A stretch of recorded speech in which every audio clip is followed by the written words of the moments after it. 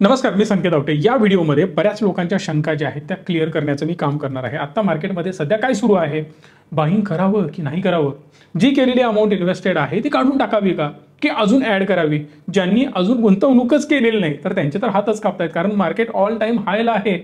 हेच म्हणत आपण अनेक महिने अनेक वर्ष काढले, इन्व्हेस्टमेंट तर करता आलीच नाही।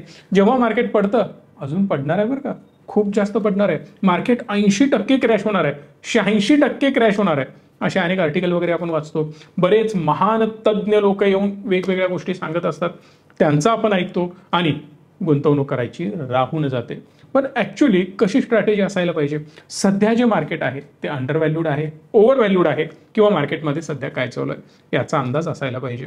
बेसिकली 2-4 आकडे सांगतो, त्यानंतर पुढे बोलूयात। मार्केट कोण चालवतं, FIIs, DIIs आणि रिटेलर, या तिघांचं काय चाललंय ते समीकरण एकदा जाणून घेणं गरजेचं आहे। पहिला बोलूयात DIIs बद्दल। DII डोमेस्टिक इन्स्टिट्यूशनल इन्व्हेस्टर, हे लोक जेव्हा मार्केटमध्ये इन्व्हेस्ट करतात, म्हणजे म्युच्युअल फंड वगैरे या ज्या कंपन्या आहेत जे पैसे गोळा करतात ते मार्केटमध्ये पोर करतात, किंवा इतर जे कोणी इंडियन मोठे मोठे इन्व्हेस्टर्स आहेत, DIIs आहेत, ते जे इन्व्हेस्ट करतात त्यांचे आकडे काय सांगतात। 2021 साली 1,25,000 कोटी रुपये त्यांनी बाय केले, तर सेल केले फक्त 28,000। ऑलमोस्ट 1,00,000 कोटी रुपये मार्केटमध्ये त्यांनी ठेवून दिलेले आहेत। 2022 मध्ये 2,80,000 कोटी रुपये बाय केले, पण सेल 13,300 कोटीचं करण्यात आलं, म्हणजे एकदम निग्लिजिबल। ऑलमोस्ट 2.25 कोटी रुपयांचं त्यांचं बाईंग झालंय। 2023 मध्ये 1,86,000 कोटी रुपयांचं बाईंग आणि फक्त 4,400 कोटी रुपयांचं सेलिंग झालेलं आहे। यावरून पिक्चर क्लिअर आहे की बाईंग जास्त, सेलिंग ना के बराबर। 2024 मध्ये 2,07,000 कोटी रुपयांचं रेकॉर्ड ब्रेक बाईंग DIIs ने केलेलं आहे, जे आजपर्यंतच्या इतिहासातलं सगळ्यात जास्त आहे। आता हा ट्रेंड बघा, 1,25,000, 2,80,000, 1,86,000, 2,07,000, कन्सिस्टंटली अप ट्रेंड मध्ये जाताना हे बाईंग आपल्याला पाहायला मिळत आहे। यावरून पिक्चर क्लिअर आहे की मार्केटमध्ये तेजी कंटिन्यू आहे। पुढे येतात FII फॉरेन इन्स्टिट्यूशनल इन्व्हेस्टर। 2021 साली यांनी फक्त 53,000 कोटीचं बाईंग केलं, पण 1,44,000 कोटी रुपयांचं सेलिंग केलेलं आहे। सेलिंग खूप जास्त केलंय बाईंगच्या कंपॅरिझन मध्ये। 2022 मध्ये 45,000 कोटी रुपयांचं बाईंग केलेलं आहे, पण या बाईंगच्या अगेन्स्ट 3,30,000 कोटी रुपयांचं सेलिंग केलेलं आहे। म्हणजे काय, छोटीशी अमाऊंट टाकली, मोठी अमाऊंट काढून घेतली। FII सेलिंग करतायत। FII जेव्हा सेलिंग करतात ना, तेव्हा आधीचं समीकरण फिक्स होतं, मार्केट पडणारच, कारण सगळं मार्केट कंट्रोल करायचे FIIs। पण 2023 साली 1,11,000 कोटी रुपयांचं बाईंग करून 1,27,000 कोटीचं सेलिंग केलेलं आहे। यामध्ये अगेन बाईंग पेक्षा सेलिंग जास्त आहे। 2024 मध्ये फक्त 3,300 कोटी रुपये, 3,300 कोटी रुपयांचं बाईंग, ज्यामध्ये 1,27,000 कोटीचं सेलिंग केलं। या सगळ्या सिनेरिओवरून एक कळतंय तुम्हाला, FIIs आधीच्या इन्व्हेस्टमेंट त्यांच्या ह्यूज आहेत। आता तुम्ही म्हणाल ना की या 4 वर्षाचा डेटा हेच सांगतो की नुसता सेलच करतायत ते बाईंग पेक्षा, मग बाईंगच कमी आहे तर सेलिंग जास्त कसं पॉसिबल आहे। तर हे आधीपासून इन्व्हेस्ट करत आलेत आणि आता मार्केटला पाडणं, परत वर ढकलणं, हे सगळे प्रकार त्यांनी खूप प्रयत्न केलेत, पण त्यांच्या हातून ते आता जमत नाही आहे, कारण DII ची पॉवर प्रचंड वाढली आहे। 2024 मध्ये जिथं DIIs ने 2,07,000 कोटी रुपयांचं बाईंग केलंय, तिथं FIIs ने फक्त 3,300 कोटीचं। FIIs ने जे सेलिंग केलं 1,27,000 कोटीचं, पण 1,27,000 कोटीपेक्षा नेहमी 2,00,000 कधीही मोठा आकडा आहे, म्हणजे सेलिंग पेक्षा बाईंग कन्सिस्टंटली जास्त होत आहे। आता जाऊया डायरेक्ट SIPच्या आकड्यांवर। सिस्टमॅटिक इन्व्हेस्टमेंट प्लॅन, जर तुम्ही अजूनही म्युच्युअल फंडमध्ये गुंतवणूक केली नसेल तर खूप मोठी चूक करताय। आजच गुंतवणूक करायला सुरुवात करा। लिंक आहे डिस्क्रिप्शनमध्ये, नंबर आहे स्क्रीनवर। वेगळ्या मुहूर्ताची वाट बघत बसू नका, असं माझं स्पष्ट मत आहे। कारण जर तुम्ही SIPचे आकडे बघितले तर 2016-17ला 43,000 कोटी रुपयांची SIP यायची, पण तीच 17-18ला 67 झाली, वाढत वाढत 2020 साली 96,000 कोटीची इन्व्हेस्टमेंट त्यांच्याकडून आली। नंतर तीच 2022-23ला 1,55,000 कोटीचे आकडे, 23-24ला 1,99,000 कोटीचे आकडे, 2,00,000 कोटी रुपयांची गुंतवणूक। पण अजून इंटरेस्टिंग पार्ट मी तुम्हाला सांगतोय, 2.5 लाख कोटीच्या आत या वर्षीचा आकडा येणार नाही. एवढ्या ह्यूज प्रमाणात इंडियन इन्व्हेस्टर मार्केटमध्ये इन्व्हेस्ट करतोय. सो मार्केट चालवतं कोण? पैसा. दुसरं काहीही कारण नाही. पैसा आला मार्केट वर जाणार, पैसा गेला मार्केट खाली जाणार. इथपर्यंत पिक्चर क्लिअर आहे. मग आता सध्या जर अनालिसिस करून बघितलं तर मार्केटमध्ये पैसा येतोय की जातोय? पिक्चर क्लिअर आहे. मार्केटमध्ये पैसा येतोय. जर मार्केटमध्ये पैसा येतोय तर रॅली ही पुढेही कंटिन्यू राहण्याचे चान्सेस जास्त आहेत. जर मी तुम्हाला दुसरी बाजू मार्केटची दाखवली ज्यामधून अजून चांगले पिक्चर क्लिअर होत जातील. मी थोडंसं हिस्ट्रीमध्ये जातोय. 2008 साली आपण जाऊयात, ज्यामध्ये मार्केटनी एक क्रॅश आपल्याला दाखवलेला होता. मी स्केल ओपन करतोय. इथून एक डाऊनफॉल बघितला. किती पॉईंटचा आला होता? अप्रॉक्सिमेटली 64% मार्केट क्रॅश झालेलं होतं. आता हे 64% क्रॅश होण्यामागे किती वेळ लागला होता? तर अप्रॉक्सिमेटली जानेवारी 2008 पासून इथपर्यंत तुम्ही बघू शकता ऑलमोस्ट मार्च 2009 पर्यंत अप्रॉक्सिमेटली 1 वर्ष 3 महिने इथं गेलेले होते. पण मार्केट रिकवर होण्यासाठी किती वेळ लागला हे पण बघणं गरजेचं आहे. आता या पॉईंट पासून जरी आपण बघितलं, जे मार्केट रिकवर झालेलं आहे इथं मात्र यांनी 146% रिटर्न दिले. याचा अर्थ तुम्हाला कळतो? पडताना जे मार्केट पडलं ते 60-65% पडलं, पण वाढताना मार्केट ऑलमोस्ट 150% वाढलेलं आहे. याचा अर्थ जेव्हा जेव्हा मार्केट पडतं तेव्हा तेव्हा इन्व्हेस्टमेंटची एक चांगली संधी आपल्याला मिळत असते. आता याच्या पुढची अजून एक मजेदार गोष्ट, रिकवर करायला याने किती वेळ लावला? जवळपास मार्च 9 पासून 10 पण आपला संपून गेला आणि इथं तुम्ही बघू शकता हायला पोहोचायला ऑक्टोबर 2010. याचा अर्थ जवळपास 1.5 वर्षापेक्षाही जास्त कालावधी मार्केटने घेतलेला आहे, जो 1 वर्ष 3 महिने पडायला वेळ लागलेला होता त्याच्यापेक्षा. आता हा जो कालावधी आहे हा पुढेही तसाच मेंटेन राहिला का हो? 2008ला जे क्रायसिस आले होते ते लेमन ब्रदर क्रायसिस आले होते, ते पण अमेरिकेमध्ये. भारताचा लेमन ब्रदरचा एवढा मोठा काहीही संबंध नाही, पण त्याची झळ आपल्या मार्केटला लागली. याच्यापेक्षाही भयंकर कर्दनकाळ आपल्या मानगुटीवर येऊन बसला होता, तो म्हणजे कोविड. कोविडमध्ये तर सगळं काही बंद होतं. याचा अर्थ 2008 पेक्षाही मार्केट खाली यायला हवं आयडली तरी, पण तसं झालंय का ते पण बघणार आहोत. पुढे जाण्याआधी इथं एक क्रॅश आलेला होता, तो पहिला बघूया. 2015 साली इथून मार्केट जे पडलं होतं ना, अप्रॉक्सिमेटली याचा लो जर मी मार्क केला तर तो तुम्हाला दिसेल समवेअर अराउंड 25% मार्केट खाली आलेलं होतं. पण हे 25% खाली येण्यासाठी मार्केटला कालावधी लागला ऑलमोस्ट 2 वर्ष. पण एक्झॅक्टली याच्या हायपर्यंत पोहोचण्यासाठी अगेन याला 2 वर्ष लागली का हो? तर बिलकुल नाही. समवेअर अराउंड मार्च 2016 पासून ते अप्रॉक्सिमेटली सप्टेंबर 2016 पर्यंत, म्हणजेच 4-5-6 महिन्याच्यात मार्केट कव्हर झालं, पण तेही 25% ऐवजी 31% रिकव्हरी तुम्हाला पाहायला मिळाली. एक सिंपल मॅथ्स मी तुम्हाला सांगतो. समजा मार्केट आहे 1000 रुपयाला. आता जर एखाद्या स्टॉकची प्राइस 1000 झाली असेल, ज्याला म्हणतात LTP, लास्ट ट्रेडेड प्राइस किंवा करंट प्राइस तुम्ही म्हणू शकता, हा झाला फॉल आणि आदळून डायरेक्ट आला 500 रुपयांवर. याचा अर्थ हा जो क्रॅश आहे ना, हा क्रॅश किती पर्सेंटनी झाला? अप्रॉक्सिमेटली 50%नी मार्केट आदळलं. आता हेच मार्केट जर रिकव्हर झालं, मला तुम्हाला प्रश्न विचारायचा आहे, तुम्ही सगळ्यांनी मला कमेंट बॉक्समध्ये सांगायचं याचं उत्तर काय असेल. जर मार्केट परत 1000ला जाऊन इथं पोहोचलं तर जी रिकव्हरी आहे ती किती पॉईंटची आहे?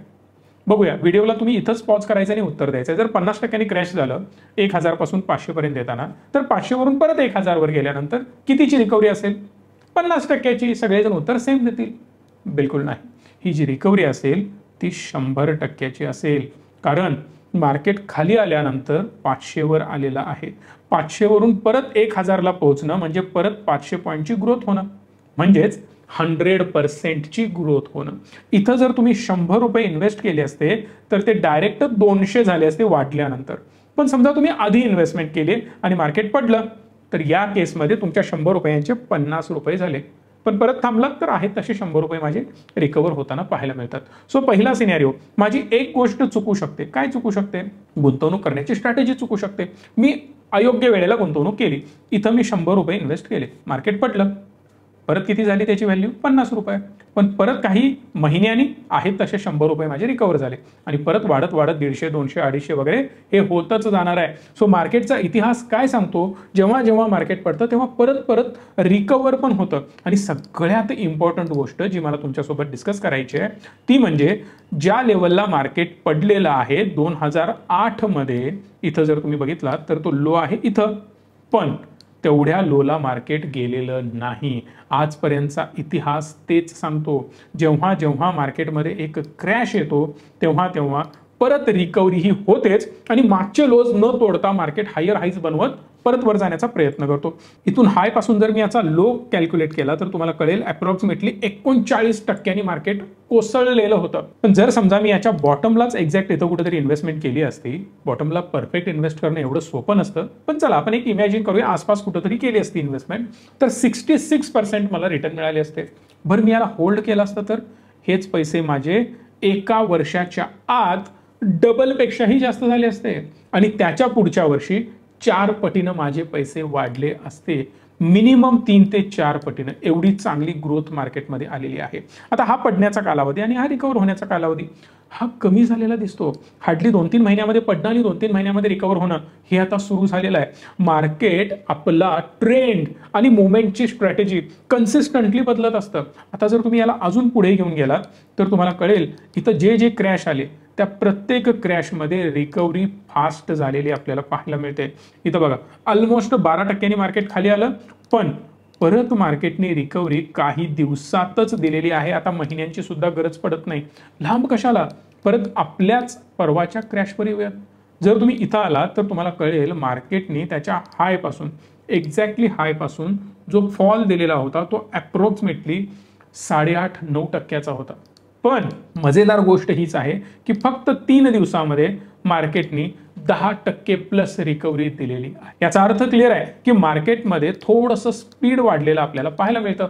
मार्केटमध्ये पेशन्स ठेवून आता 2-2 वर्ष मार्केट पडणार, 3-3 वर्ष वरच जात राहणार हे प्रकार नाही आहेत. आता मार्केटमध्ये क्विक गोष्टी घडतायत, कारण सगळ्यात इम्पॉर्टंट महत्त्वाची पहिली गोष्ट रिटेल इन्व्हेस्टरचं पार्टिसिपेशन वाढलंय. दुसरी इम्पॉर्टंट गोष्ट फंडामेंटली आणि माझा देश आणि माझी अर्थव्यवस्था आणि माझ्या देशाचं फ्युचर याकडे बघण्याचा दृष्टिकोन लोकांचा बदललाय. तिसरी इम्पॉर्टंट गोष्ट एका क्लिकवर सगळ्या गोष्टी होतात आणि चौथी गोष्ट अवेअरनेस प्रचंड वाढलाय. जे मी आकडे तुम्हाला दाखवले, प्रत्येक व्यक्ती आता इन्व्हेस्ट करतोय. 8-9 कोटी लोक इन्व्हेस्ट करतायत म्युच्युअल फंडमध्ये, विच इज रिअली ह्यूज. ज्या गतीनं आपण पुढे जातोय अजूनही आकडा खूप कमी आहे डेव्हलप्ड कंट्रीजच्या तुलनेमध्ये. याचा अर्थ अजून एक क्लिअर आहे की स्पीड तर वाढतंय, पण अजून टार्गेट अचीव्ह झालेलं नाही, ते खूप लांब आहे. 50-60% लोक इन्व्हेस्ट करतात अमेरिकन लोक मार्केटमध्ये, आपल्याकडे 2-3%. आता हाच आकडा हळूहळू जर 10% जरी गेला ना, मार्केट खूप मोठ्या प्रमाणात बूम करेल. कारण ऑलरेडी फक्त 2-1 लाख कोटी रुपये आता आपण इन्व्हेस्ट करतोय. याच्या पुढे जसं जसं तुम्ही द्याल तसं 3 लाख, 4 लाख, 5 लाख, 10 लाख कोटी रुपये आपले मार्केटमध्ये पडणार. आणि मार्केट तेव्हाच वाढतं जेव्हा मार्केटमध्ये पैसा येतो. मार्केट तेव्हाच पडतं जेव्हा मार्केटमधून पैसा निघतो. ह्या कन्सेप्ट डोक्यामध्ये क्लिअर असायला पाहिजेत. भविष्य आहे म्हणून मी यामध्ये गुंतवणूक करतोय. सो रिसेंटली काही मला धोका दिसत नाही. बरं धोका आला, काही दिवसातच परत माझा धोका गायब होणार आहे, कारण खूप लोक घाबरले होते. 1 बाय 1 तुम्हाला स्टॉकही दाखवतो मी. बरेच लोक अक्षरशः आता करायचं काय, REC सर एवढा स्टॉक कोसळलाय ना, करायचं काय, आत्ता खूप मोठ्या प्रमाणात क्रॅश आलेला आहे, माझे पैसे गेले. दाखवतो. इथून जर तुम्ही याला कॅल्क्युलेट केलं तर तुम्हाला कळेल अप्रॉक्सिमेटली हा जो फॉल होता तो 32-30%चा होता. आता हा 30% पडलेला स्टॉक रिकवर किती झालेला आहे, अप्रॉक्सिमेटली 31% रिकवर झालेला आहे. जो पडला तो रिकवर पण झाला. आता इमॅजिन करा जर याच्या हाय पर्यंत हा पोहोचला तर मला मिळणारे रिटर्न ऑलमोस्ट 50% आहेत, विच इज रिअली ह्यूज.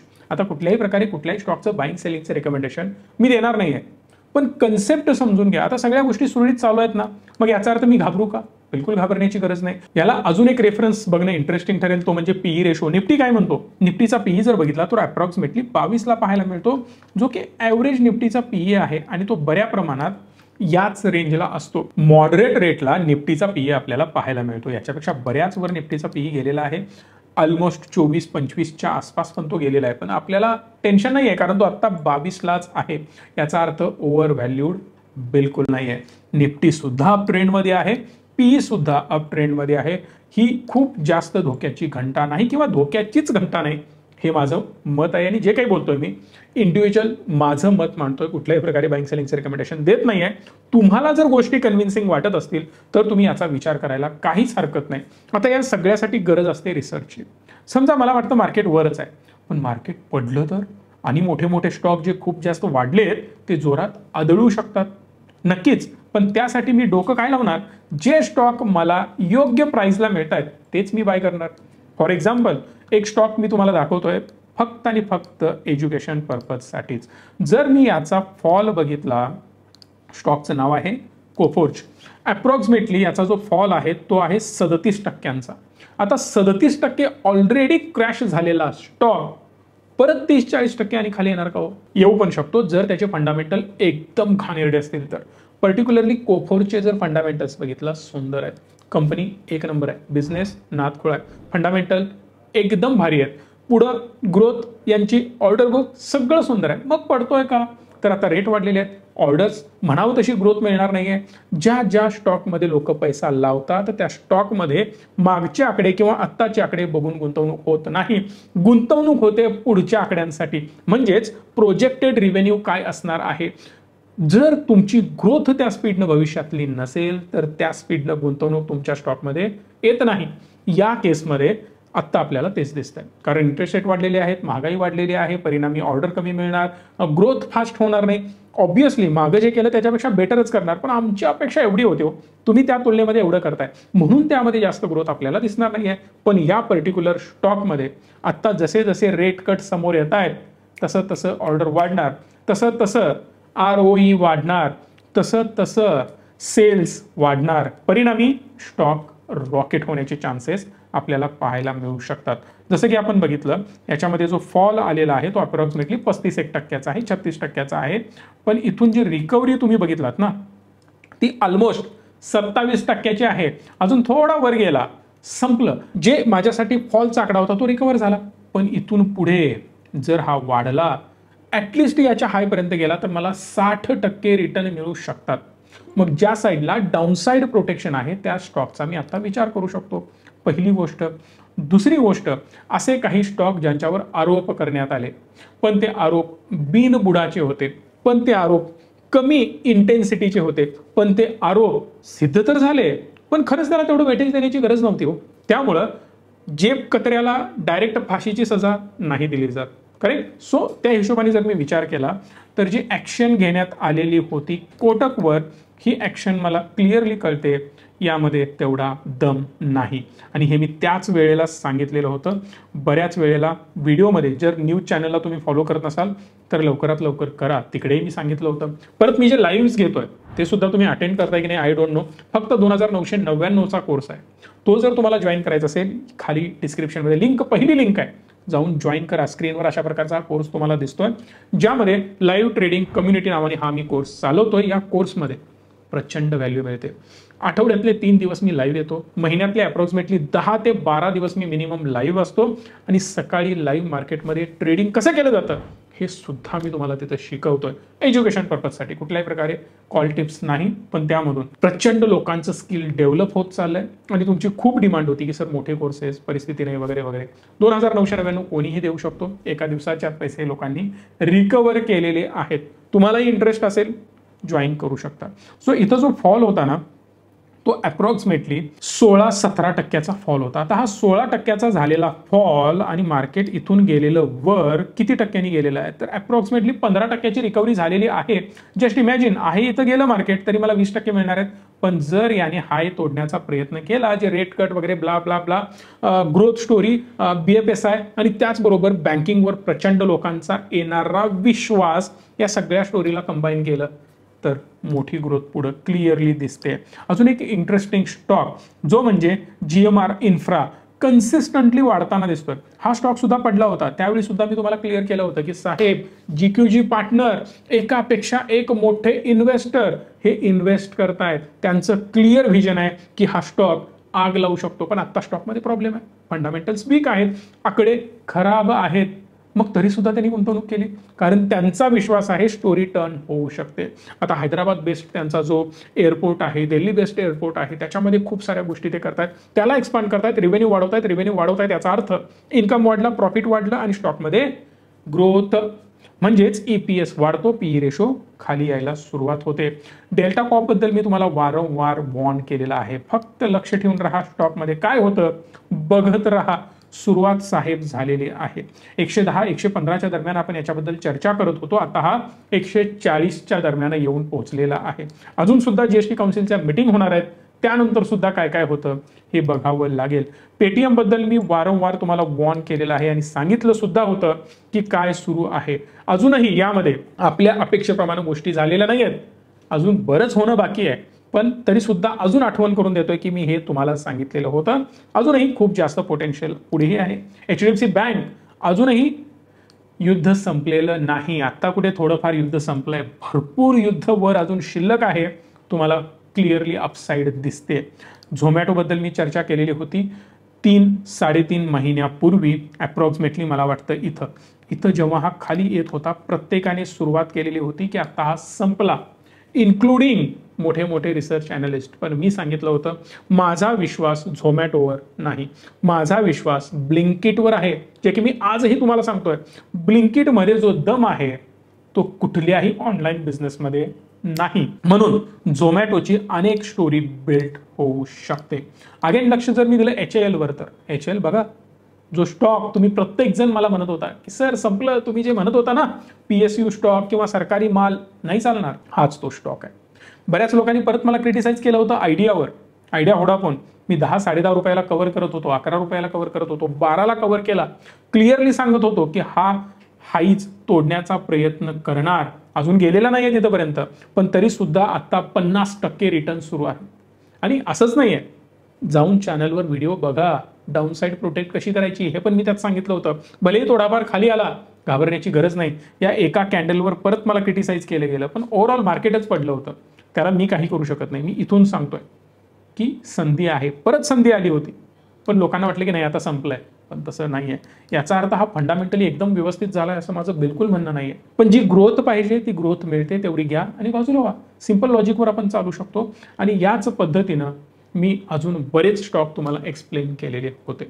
आता यातले काही स्टॉक तुम्हाला नक्कीच आवडले असणार आहेत. कुठले स्टॉक तुम्हाला नक्की आवडलेत आणि कन्व्हिन्सिंग वाटतात ते कमेंट बॉक्समध्ये सांगा. आणि या व्हिडिओला लाईक शेअर करून मॅक्सिमम लोकांपर्यंत पोहोचवा, कारण असा व्हॅल्युएबल रिसर्च तुमच्यापर्यंत पोहोचवण्यासाठी खूपच मेहनत घ्यावी लागते. धन्यवाद. Stay tune and stay positive.